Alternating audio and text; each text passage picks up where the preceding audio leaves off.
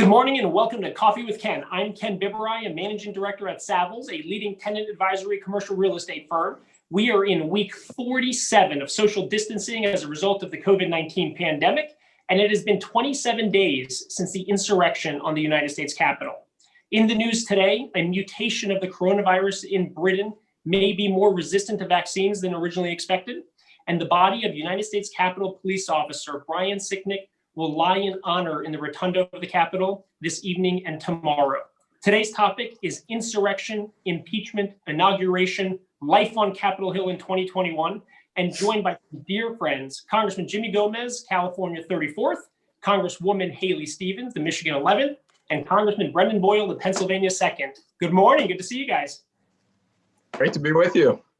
Good morning. Well, it's good to see you. I'm glad you all are safe and sound. And before we kind of dive into those three big buckets, I'd love to kind of just do a quick round robin and get a quick update from you of what the last 47 weeks have been like for you personally, your constituents, and how you've kind of had to grapple, your duties at home as well as your work in Washington. Haley, why don't we start with you? Absolutely. I'll just say that we have been on a constant and steady drumbeat of trying to help people in Michigan's 11th district. If that's connecting them to resources, particularly for those who are food insecure, tracking down the stimulus checks that still 8 million Americans are waiting for. And right when this pandemic hit, Ken, 47 weeks ago, even slightly before, I remember rehabbing my entire website my congressional website, so that we could provide these resources, these points of contact, because something is absolutely lost when you have to social distance. So phone calls, check-in calls, using the mail, doing neighbor to neighbor has all been really important. And I'll never forget when COVID-19 still felt very foreign, still felt very new, and working on that language in my website so that we could properly communicate with people. Now it's obviously our way of life. We're trying to get the vaccine distributed and get ourselves back. And I'm so proud of the resilience that Michiganders have shown every single day. It's amazing. And Brendan, how about you? Well, first, it is fitting that in the same week Larry King died, I am with the new Larry King, Ken Biberai. I got better hair than Larry King. Only fitting. You're missing the suspenders, Ken. But that's it. No, I have to just pay tribute for a minute. In all seriousness, give Ken a lot of credit. He's one of the first people I met in grad school, believe it or not, almost exactly 20 years ago. And his creativity and ingenuity is still as bright now as it was then. And coming up with Coffee with Ken, it's an example of one of the many innovations and good ideas that, oh God, and the mug, perfect. Merchandising, you can have that mug too for only $9.99. 3 payments. It's a great example, and Coffee with Ken is a great example of the many creative ways in which people have found ways of coping and ways to even improve their lives. But at the same time, that shouldn't obscure the fact that this has been such a difficult period here in my district, in my state, and then just personally. I mean, if you're a social animal, the sort of feelings of isolation and almost disorienting the last 10 months, not being able to travel, not being able to do the normal things. I like to just go to, some local, very simple restaurants here in Philly, and I run into 4 or 5 people I know, and just not even being able to do that. It takes more of a toll than I think people realize. We're not constructed in this way as human beings. And so we're going to get beyond this. I just saw some very good news about the vaccines this morning. But even when, on the bright side, when we're done with this, there'll be some really new normals that'll be positive, like the use of Zoom and the use of technologies that weren't being utilized before. But I think one of the negative aspects of the new normal is we're going to be dealing with a lot of mental health issues and substance abuse issues that have kind of been ignored for the last 10 months and have just been building up. And that really concerns me. So that's kind of the positive and the negative, as I see it. Congressman Gomez? No, thank you, Ken, for doing this. Yeah, I think we might represent different districts, but I think there's something that just connects everybody across the country. It's one of the few things in our history. Even 9/11, although it was traumatic, it was more isolated coming from California than most people thought. This pandemic just impacts everybody. Like the food lines are long in my district as they are in Haley's district and Brendan's district. People struggling to pay their rent and their mortgage is the same in my district as it is in there and every other district across the country. It's something that, people are being impacted and that has been tough. And at the same time, showing that that isolation that we're all experiencing. I tell people, I said, I got elected to public office not to be kept away from the public, right? It's like, that's what I enjoyed. I enjoyed the parades. I enjoyed walking the streets. I enjoyed talking to the constituents about their problems. And in the beginning days, I was isolated just like everybody else because I wasn't sure how contagious, what were the parameters of going out in public. But I got to a point where I got fed up. I said, I got to do something. And I ended up going to food banks and handing out food. And I would go 2 or 3 times a week. And that really lifted my spirits to see that we were doing something directly to help people. And that's where I started focusing on my office's time is I told them, don't focus on wants. Like when they call, I want you to vote on this bill.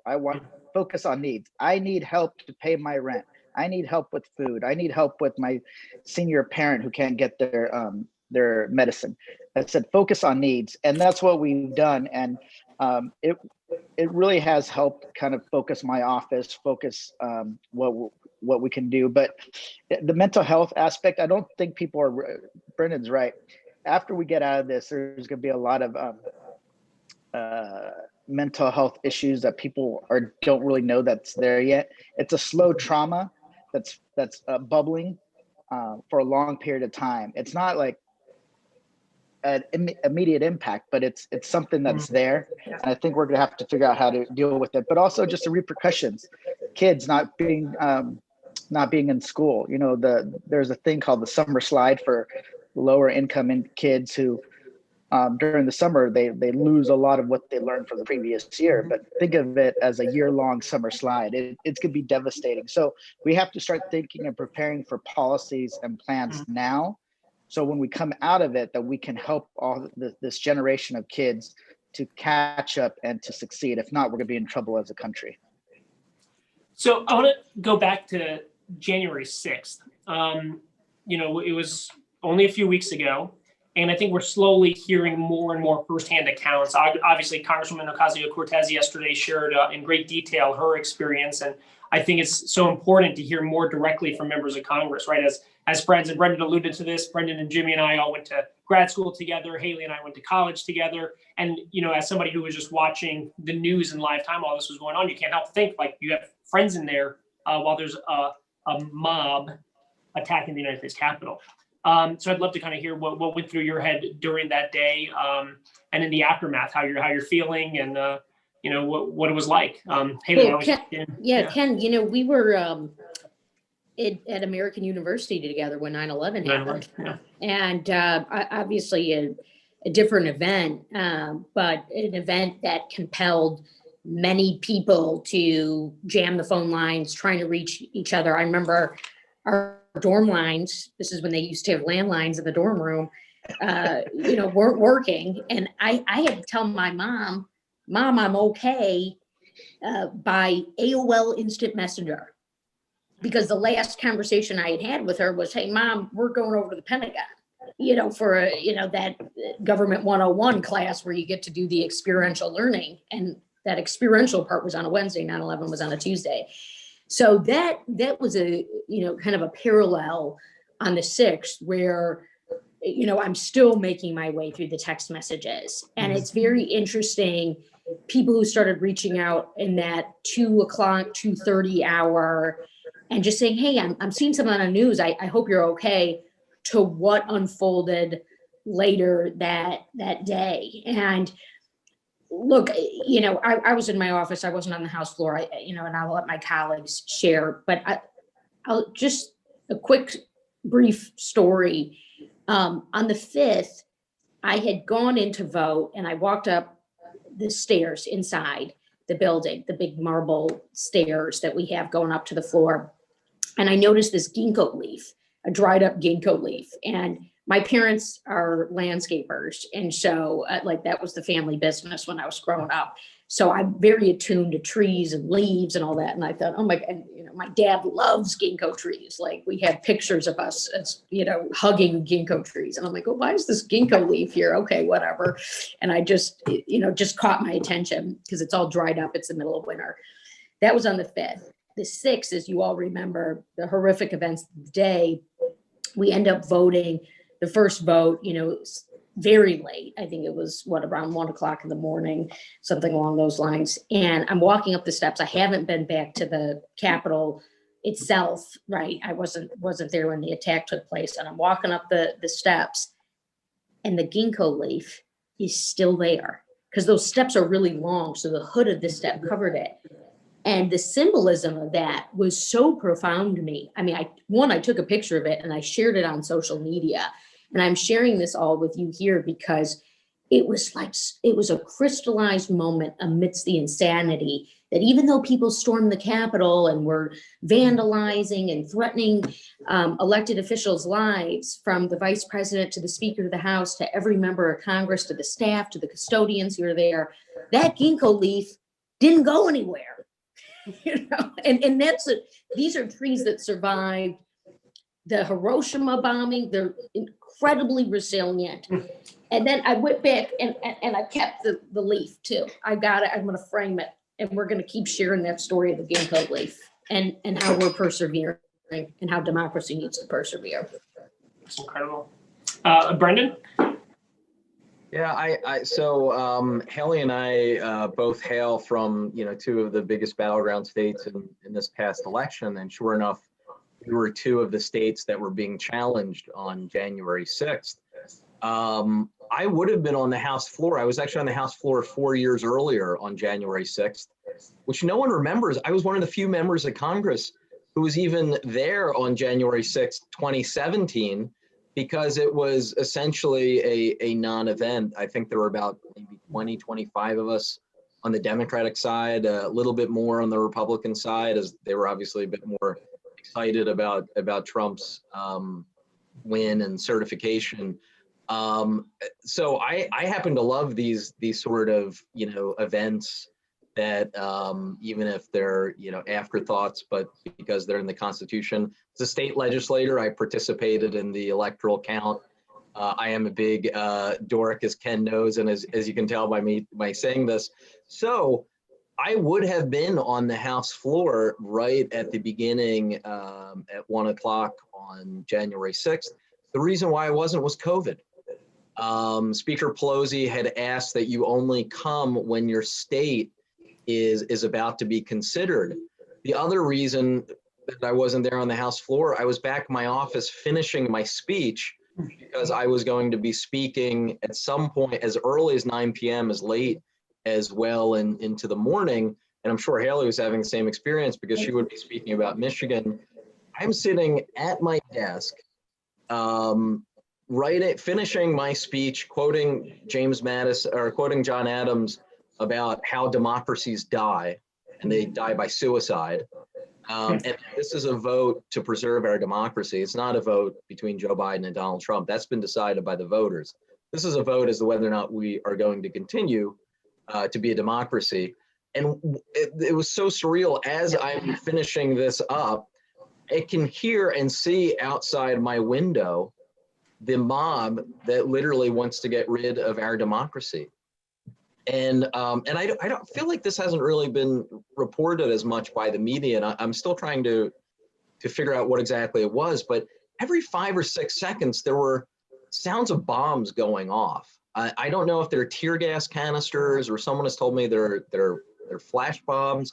I'm not quite sure, but every 5 to 7 seconds, my staff and I were hearing this, and you could see the very thick smoke and hear this commotion outside. I mean, the windows don't block really any noise. So the just surreal that I'm sitting here writing a speech about preserving democracy, and then I can see outside my window the people who want to get rid of it. The other memory that I really have is just spending a couple hours that afternoon having to barricade in my office with 3 younger staffers, all of whom were in their 20s, and us talking about where we would hide. I showed them what I thought was the best spot in our office, because you would need to get through 3 doors to get to us. And that was a very sad moment for me when I had showed them that. Not, by the way, that I have any sort of experience or knowledge in this. I could have been giving them absolutely horrible advice. But, and then the last part on this is the 4 of us are on a text chain, and finally Friday night starting to kind of process everything that happened, because it was just all adrenaline up until that point.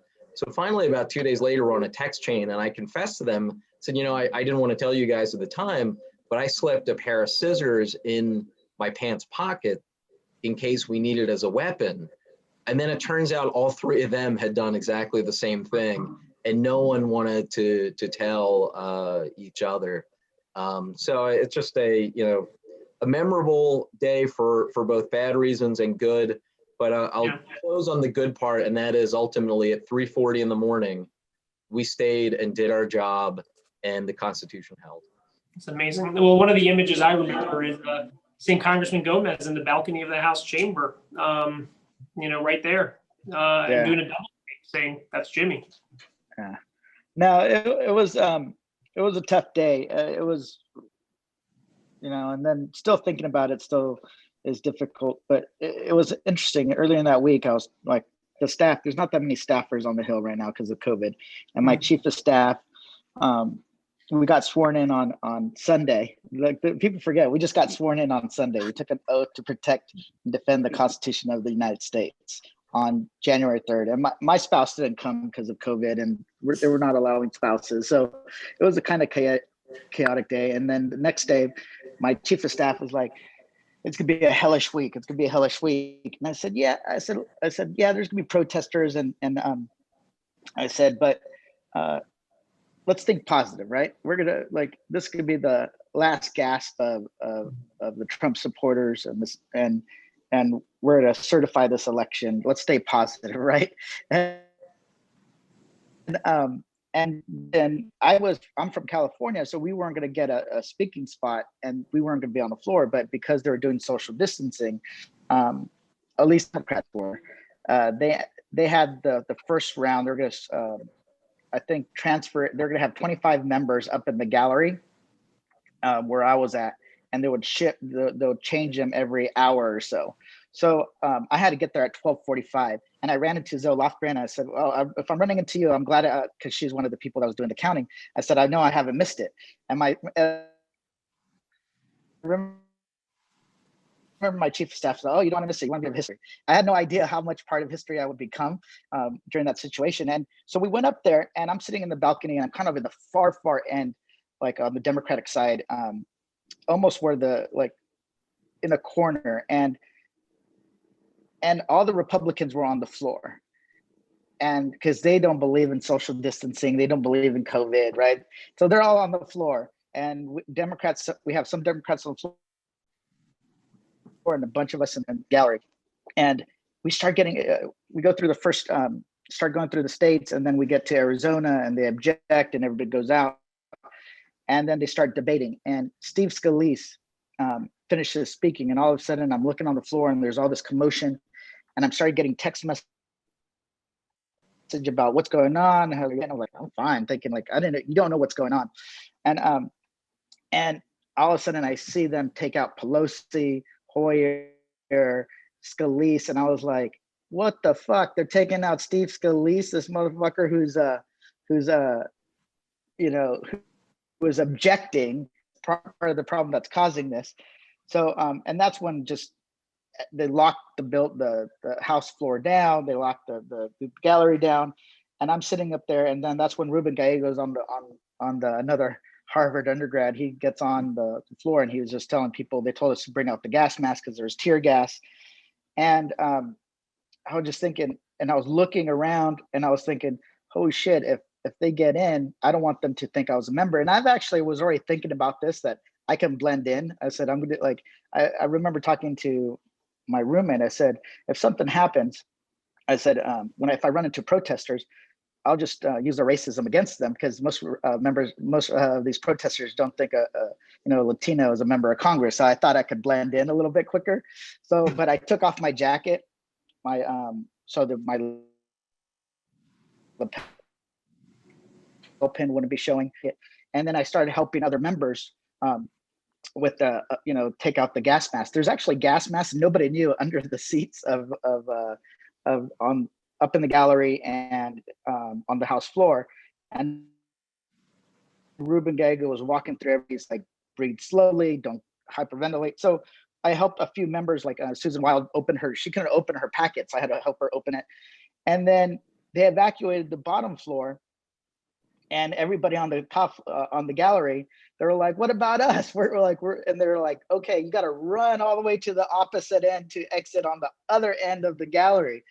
But the gallery is not one full, like, easy, like, walk. It's a bunch of sections with handrails in between through. So it's like stairs. So you have to really, and then because everybody was opening the packages, there's just debris everywhere for one section. And then you had to run and dive underneath these handrails. I'm 5'8", on a good day. Dan Kildee's like 6 something. He was up there and he's like, for me, it's easier to go down. He was like, the handrail was so in such a bad position. It's like, you think, can I go over? Nope, that's not going to work. And everybody had to crawl under. And as I was running, I thought to myself, and this is I said, do I want to be remembered as the person who just left everyone behind, or somebody stopped and helps people, right? So I stopped and started helping people underneath the handrails, dragging them practically. And this one woman that I mentioned, you remember, I think it was Kathy Manning, she goes, I'm okay. So I was just dragging people under these handrails, and we finally got to the, and I was thinking, run, we got to get out. And that's when they're like, they're on the 3rd floor and they shut us in. And as we're running above where the speaker, where the president walks through during the State of the Union, all these guys bringing, I'm assuming Capitol Police, FBI, bringing red bench and a desk and barricading it. And you can see them kind of like drawing their guns. And then I thought we were going to make it. And then they shut it, like a fraction of the people that were in the gallery made it out. And then they shut the rest of us in, which was the worst feeling. Because and then they're like telling us to get down, and we're trying to go out a different door. None of the Capitol Police had keys to this other door. So it was a mess. Down as low as possible. Some members had their phones down. I'm like, I was yelling at him, get down. And I was right behind Jason Crow, which I did not know he was an Army Ranger. And I was just like, I'm sitting there and I'm thinking, oh shit, because I was getting my phone was just blowing up, beep, beep, beep, beep. And I was just like, if my wife sees this and she sees what's going on, she's gonna freak out. So I have to tell her something. So I lay down on the ground and sent her a text like, getting out of the Capitol, trying to get out of the Capitol with police. That's all. I didn't want to say I love you or anything like that, or like I didn't want to have her really worry until it was done. But we're laying up there, and that was the worst feeling. And this is what I like. I've been in situations at house parties when I was in high school where somebody would bring out a gun or shoot a gun, and everybody just runs, right? They jump the fences, they run outside, they get away, hide behind cars. When you're stuck, right? When you're literally stuck and you can't move, it is terrifying. And somebody said, okay, you got to, like, if somebody said, oh, we got to prepare to fight. And I was like, oh shit, right? And there was no weapons up there. I'm like looking around trying to find something. There's nothing to be had up there.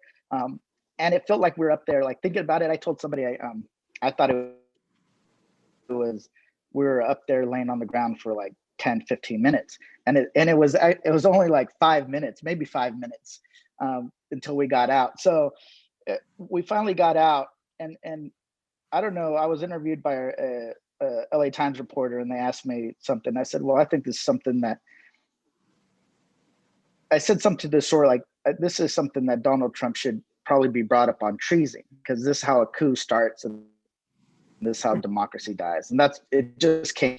And, but it was, I didn't understand the trauma. I was with Brendan. I went back. I stayed the whole night because I was like, fuck these people. I'm going to stay here until we certify this vote and make Joe Biden the president of the United States, right? Reaffirm that he's the president of the United States. So I stayed till the very end. The next morning, that night, I didn't sleep maybe more than an hour. And the next day, my body started feeling really sore. And then like by the next day, my knees and my hips and my shoulders and my back was just completely stiff, bruised up from just ducking and diving underneath those handrails and hitting my back on a few of them as I was doing it. So it was a tough moment, but the trauma, I didn't think it was like, the trauma is still there, but it was really there in the first week. Members weren't sleeping. Members were like the emotions were right on the top. Like, I don't know how you kind of like, when you're like emotional, but it's like right underneath your eyes, right? It's at the verge, but it's not there. That was always like happening when I would think about it or watch something on TV. So I tried to not watch TV.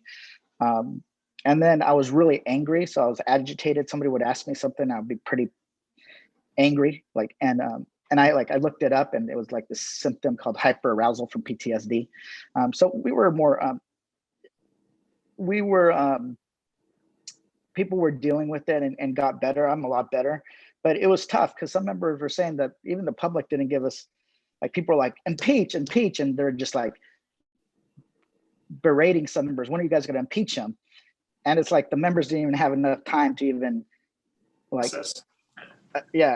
assess and cope with what they experienced. And so like they're getting, and that's our job, right? We don't have a luxury of stopping, but some members were like expressed, and I felt that we were just getting the constituents which we serve weren't giving us even a moment. So we had to take it, like, just kind of try to create our own bubble, get off social media, get off the press, and just be able to compress. So everybody has trauma, and I think it's coming up. And I think members are just now starting to be able to verbalize, oh yeah, that was PTSD, and telling the public about it. Because I just had an interview with like Huffington Post, and I told people about it. But AOC,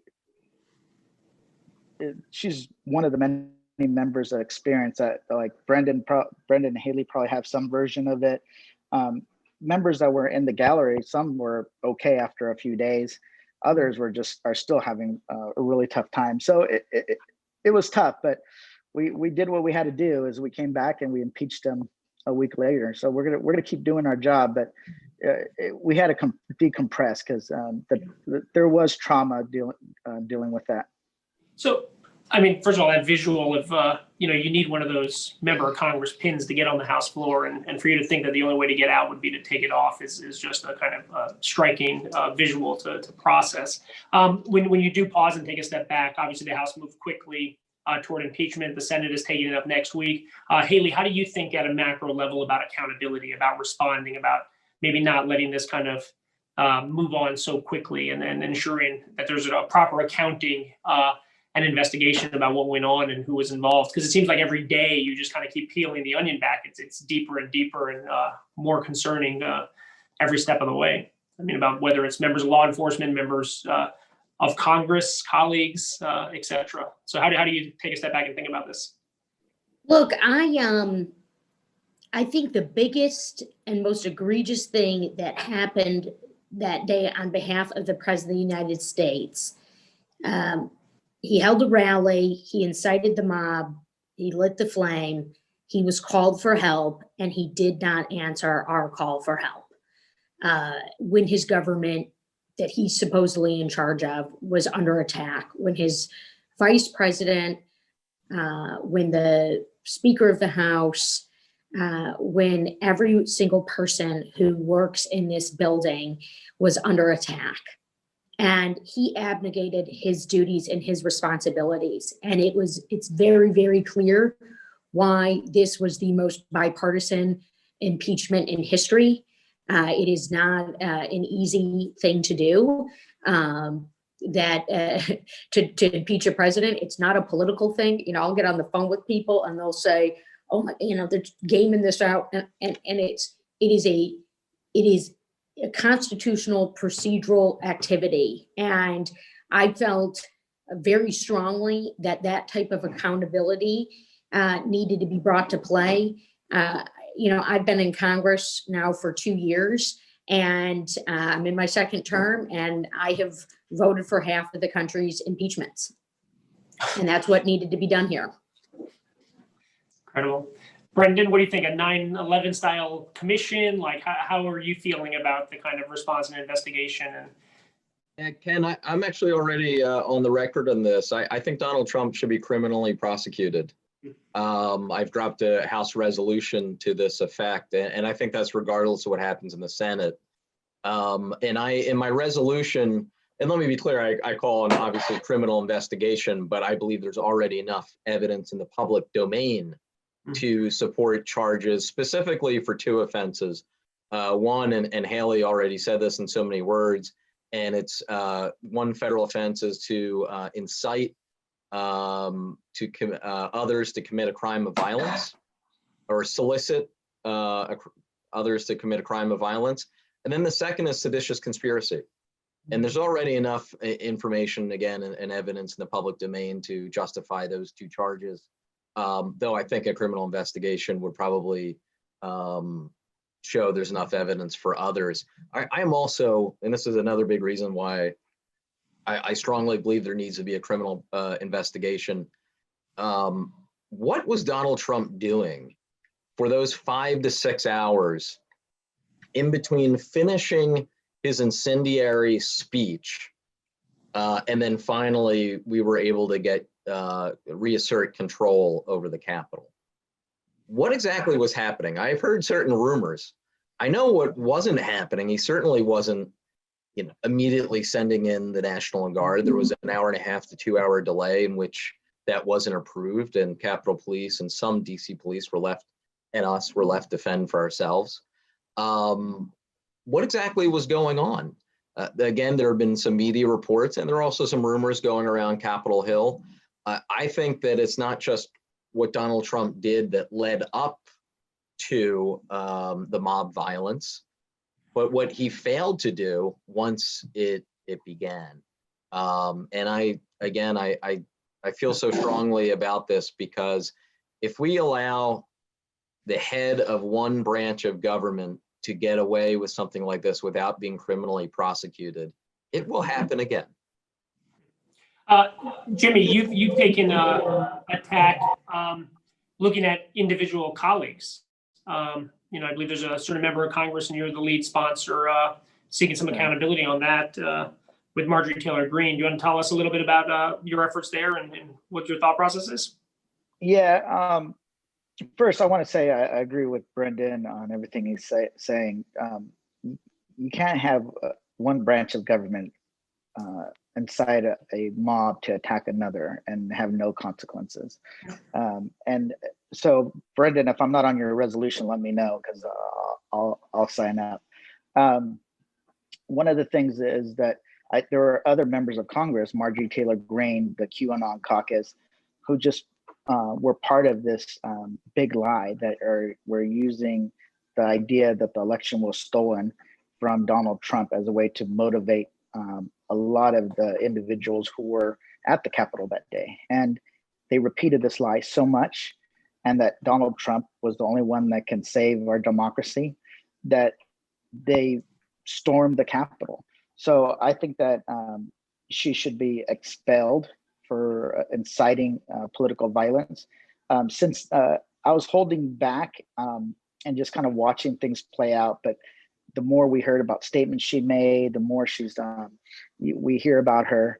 I felt that it was time to act, and I introduced a resolution to expel Margie Taylor Greene from the House of Representatives. I do believe that ideology, but mainly because it's based on violence and it's based on lies, is extremely dangerous to give it a platform like the House of Representatives. So it's been just under 2 weeks since the beginning of the Biden-Harris administration. Tell us what your priorities are. What are you hoping the new administration is going to focus on? Where are you channeling your efforts and your energy? Let's jump with Haley first. Well, we all are so excited to have Joe Biden and Kamala Harris as President and Vice President of the United States of America. They ran a great campaign. They're bringing a lot of energy. The president has taken swift action in his first couple of weeks on the job. The briefings that we've been having with this administration, particularly on COVID-19, have been tremendously detailed and transparent, which has been a welcome change from the previous administration. And in particular, as we've all seen, COVID-19, defeating this virus is going to be the just number one priority. But matched with that is what we're doing with the economy and things that we would be doing with the economy if this pandemic hadn't even struck, and obviously what we're going to do to rebuild this economy going forward. And I really welcome the president's executive order around the Buy American principles, particularly tackling some of these open waivers that just allow federal agencies to circumvent the buying American requirements that they have, but also recognizing that the next layer of this will be to incentivize American manufacturing, identifying areas where we aren't making products here, or it's a really small manufacturer that we need to tap into. I see this firsthand in Michigan all the time, particularly because I represent the largest concentration of automotive suppliers in the country.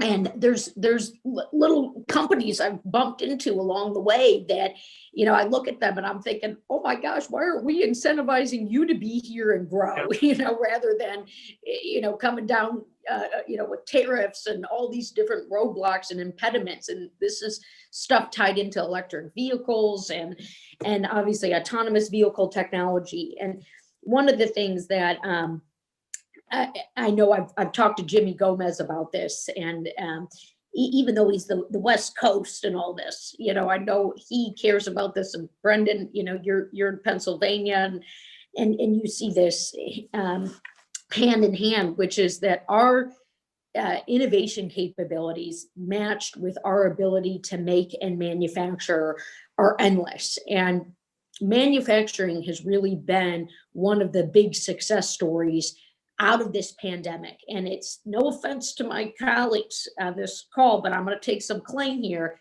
It's come from a place called Michigan. If it was addressing the PPE, supply chain disruptions to manufacturing in Portage, Michigan, the Pfizer vaccine that rolled out and started going in everyone's arm in December. And so we're monitoring this. I'm working on this on my science committee portfolio, because it's a steady drumbeat of how we are going to continue to innovate. And it's also got to be a place of sincere inspiration as we make our way through this decade of the 2020s, and certainly these tough times. And I appreciate the reflections of my colleagues, particularly in terms of not turning the page here and not recognizing the deep work that we need to do for our government, for our democracy. If you notice on January 6th, and I know some in the audience might have paid attention to this point as well, the markets didn't shift. The markets didn't change. The markets didn't go down on January 6th. We've had this whole GameStop thing. That's a whole other scenario. But January 6th, the markets didn't shift. And why is that? Have we accepted the unacceptable within our government, that this place is a circus? Because the last time I checked, we are making the nation's laws. we are responsible for the stability and security of this country and working as a effective branch of government. And so that's what I'm a big part of here. And I'll just lastly say, as the vice chair of a caucus within Congress called Future Forum, which is focused on galvanizing the young people of America into politics, representing the next generation coming into politics. I'm on this coffee with Ken.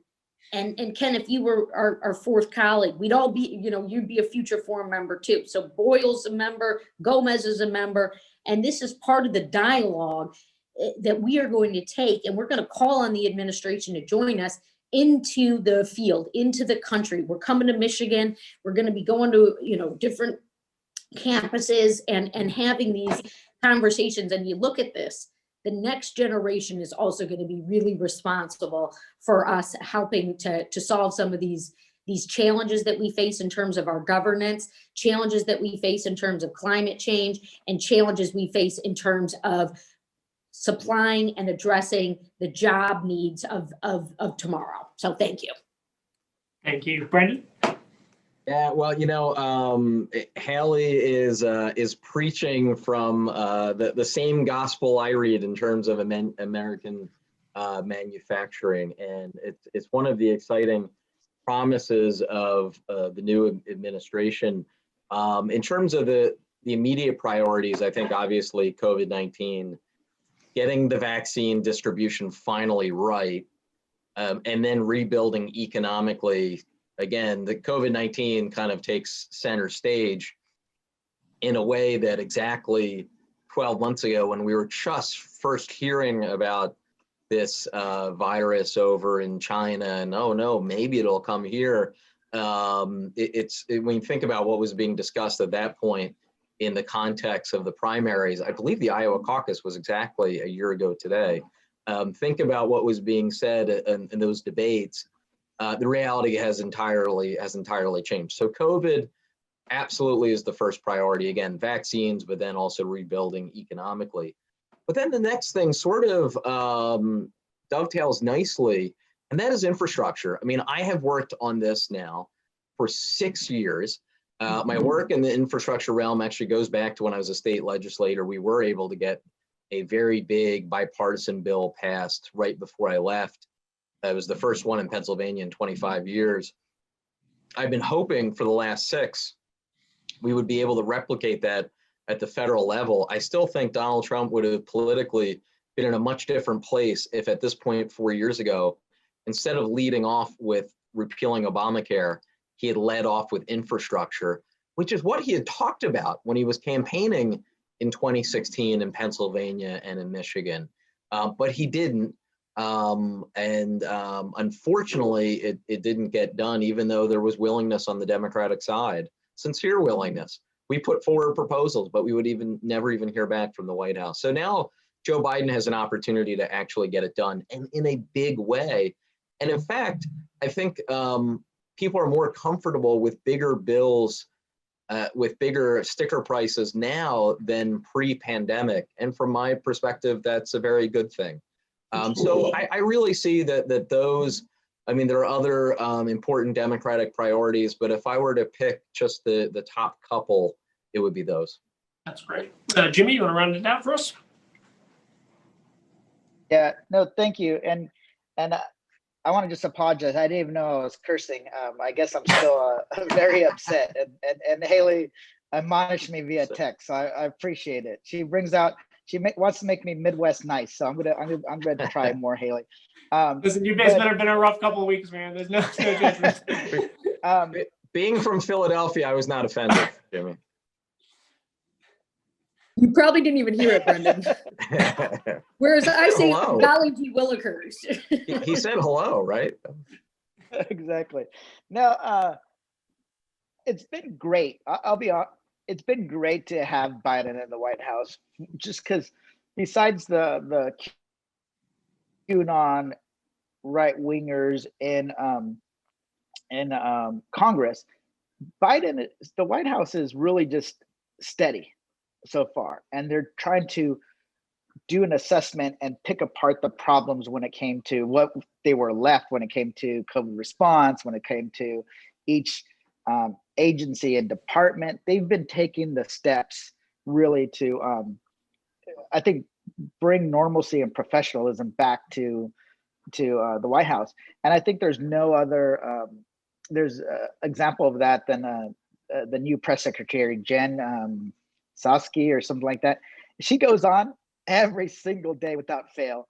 She's not yelling at the press. She's not like, she says if she does knows something she doesn't know, she gives information. And it just really, it says that stability is coming back. And stability matters because that's how you can bring people together. That's how you can have discussions. That's how you can develop plans when it comes to COVID. So COVID is the number one thing. Got to get out of it, right? The pandemic, if we don't deal with, it's gonna be hard to have an economic recovery. So we got to get vaccines into people's arms. We got to have that. We got to get that worked out. Right now, it's not being because what Trump's strategy was of letting the states decide. You have wealthier people instead of working class people, instead of frontline workers getting the vaccines. We got to deal with that. But the vaccine, economic recovery, I agree with Brendan, and regarding infrastructure, that's gonna be a big deal. And even we can do it also in a way that's it's green. I mean, I just saw, I have a bill that deals with green infrastructure when it comes to new housing construction to make sure it's green, housing retrofits for solar and weatherization, and a used EV bill to let lower income individuals buy used electric vehicles. And I saw that GM is going to go all electric by what, 2035. And people don't think California, a lot of people want to hate on California, but we are the main purchasers of electric vehicles in the entire country. We represent half. So that means that we're going to be buying cars from Michigan, you know, in greater and greater numbers, because that's how we're going to hit our greenhouse gas reduction goals. So we're really connected. But yeah, we have a lot to do. Trump left. Think of it as like somebody was living in your house and he destroyed every single part, the electric, the plumbing, he broke the flat screen, he broke everything, like doors are off hinges. I think we have a lot of work to do, but I don't want to use Joe Biden's campaign slogan, but we will build it back better in once we're done. But we have a lot of work to do, and the idea is to make sure that every part of the country is lifted up. Every part of the country benefits from the recovery. We can't have a recovery that's that discriminates or it's disparate from one region to the next. And then listen, on that note, obviously COVID has been an accelerant, and unfortunately the impact has been disproportionate on communities of color, on communities that need help the most, are really feeling it the worst from access to technology and broadband and education. So, there is no shortage of issues to tackle, and unfortunately all need to be tackled at the exact same time.